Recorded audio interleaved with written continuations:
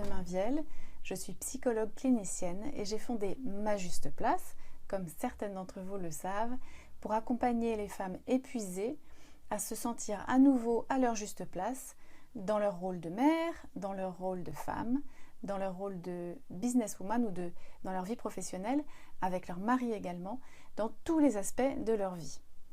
Aujourd'hui, je vous parle d'un sujet qui me tient beaucoup à cœur et qui peut être à plusieurs tiroirs.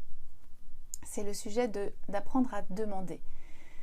Entre hier et aujourd'hui, j'ai eu plusieurs clientes, dont 2 se trouvent chacune à leur façon confrontées à des limites qu'elles se créent toutes seules, sans s'en rendre vraiment compte. La première cherche son projet professionnel et plus largement que son projet professionnel, elle cherche vraiment sa mission de vie. C'est très clair pour moi dans la mesure où ce qu'elle cherche n'est pas seulement à travailler, mais elle a l'intuition que ça impliquerait aussi un lieu de vie. Elle et son mari sont en train de chercher où vivre, à la campagne ou à la ville, dans quel contexte, est-ce que ce serait une ferme. Donc il y a un projet plus global que la vie professionnelle qui est en train de qu'elle cherche avec son mari. Et elle se pose aussi la question, avec son mari toujours, du mode d'éducation qu'ils aimeraient donner à leurs 2 enfants. Et notamment du choix du système scolaire dans lequel ils le mettraient. C'est ce qui me fait dire que sa recherche n'est pas seulement limitée à sa vie professionnelle, mais vraiment un projet de vie. On pourrait dire que ça s'approche d'une recherche de sa mission, de sa vocation de fond. À quoi sert-elle? Pourquoi est-elle là? Et comment est-ce qu'elle peut l'exprimer dans tous les aspects de sa vie? C'est ce que cette jeune femme recherche. On travaille ensemble depuis 6 mois. Elle a énormément progressé sur le sujet du respect d'elle-même, de l'écoute de ses besoins, de l'écoute de son corps. Elle a fait un travail fantastique. Elle arrive aujourd'hui à un moment de sa vie où elle a compris et elle sait comment s'écouter, comment prendre en compte ses besoins, comment prendre en compte les désirs des autres, ne pas adhérer aux désirs des autres. Elle sait répondre non, elle a appris à dire non.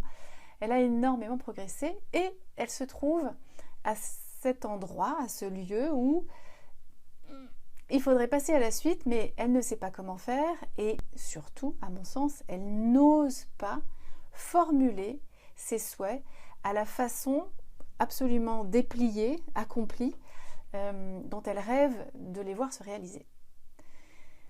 Et il a suffi que pendant la séance, je l'encourage à demander en lui disant « Mais qu'est-ce que tu aimerais dans le fond? Quelle est ta vision pour ta vie? Qu'est-ce que tu as envie de développer? Qu'est-ce que tu rêves d'accomplir ?» Il a suffi de cette petite pichenette pour qu'elle ose se mettre à rêver. Et avant de rêver très grand, je lui ai proposé un premier pas, dont je vais vous parler dans 2 minutes. Avant ça, je vous parle de la cliente que je viens d'avoir par Skype. Je viens de raccrocher avec elle et qui, elle, est confrontée à un cas très différent. Elle, c'est justement dans sa vie professionnelle, elle est coach et elle me dit « J'aimerais, pour les mois qui viennent, j'aimerais avoir 5 clientes de plus. » Pour moi, le moment de son business actuel laisse espérer qu'elle en ait beaucoup plus que ça. Et assez globalement, dans ces démarches qu'elle me décrit, une idée me traverse, qui est qu'elle voit petit. Et je lui dis, il me semble que tu vois petit. Pourquoi que 5 clientes et pas beaucoup plus? Quelle est ta vision pour ta boîte? Quelle est ta vision à long terme? À quoi aspires-tu? À quel revenu aspires-tu? À quel résultat aspires-tu? Qui veux-tu influencer? Combien de femmes veux-tu influencer? À quoi? Sur quel plan? Je la titille un peu sur sa vision et elle réalise elle-même effectivement qu'elle a tendance à se raccrocher à des petites choses très concrètes, très avancer tout petit pas par tout petit pas.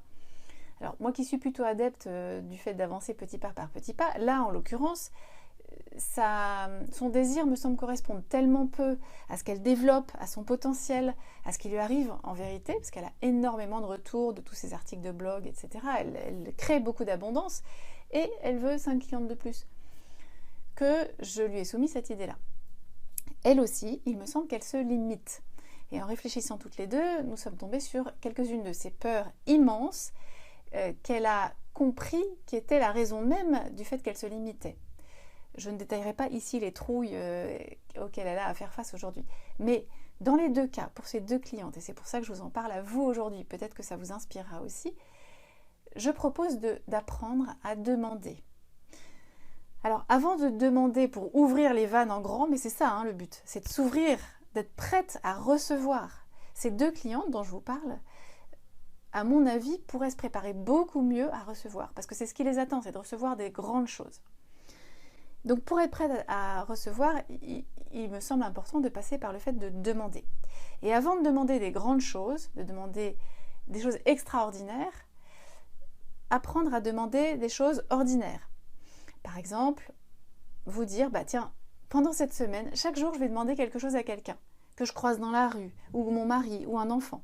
Mais chaque jour, si vous êtes dans ce cas qui est comme ces 2 clientes dont je vous parle, d'avoir du mal à demander, de vouloir vous débrouiller toute seule, voire de ne pas oser du tout sortir de ce système-là, s'il vous plaît, essayez pendant une semaine chaque jour de demander une chose à quelqu'un. Ça peut être demander l'heure, le plus simple. Ça peut être demander un coup de main à un enfant. Ça peut être demander un conseil à quelqu'un, à votre mari. Ça peut être demander une direction à quelqu'un que vous croisez dans la rue. N'importe quoi, mais essayez de vous entraîner à demander des choses simples, ordinaires. Une fois que... Alors ça, c'est très intéressant de regarder ce que ça provoque chez vous, mais une fois que c'est OK, que vous êtes habitué avec cette habitude de demander, une fois que c'est devenu une habitude, n'hésitez pas à vous entraîner à demander des choses extraordinaires, des choses qui vous paraissent énormes, des choses qui seraient géniales. C'est ce que j'appelle rêver en grand. Parce que ça vous met en contact avec la partie de vous qui a peur de se jeter à l'eau, mais qui en a très envie dans le fond. Et c'est à cette partie-là que je voulais m'adresser aujourd'hui. La minute du lundi, elle en fait 6 ou 7 aujourd'hui, donc elle est très longue. Mais comme d'habitude, je dis des grandes choses en très peu de mots pour vous engager à vous mettre sur une voie en particulier. J'espère que celle-là vous aura inspiré et je vous dis à dans 2 semaines. Pour en savoir un peu plus sur qui je suis et ce que je fais, je vous invite à venir faire un tour sur le site internet majusteplace.com. Il est mis à jour chaque semaine.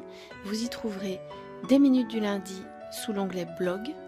Vous y trouverez un peu plus d'informations sur moi sous l'onglet à propos. Et puis je vous invite à me demander une séance gratuite sous l'onglet séance offerte et à venir me retrouver sur ce fauteuil avec un bon café pour m'expliquer votre situation et voir comment je pourrais vous aider. À bientôt!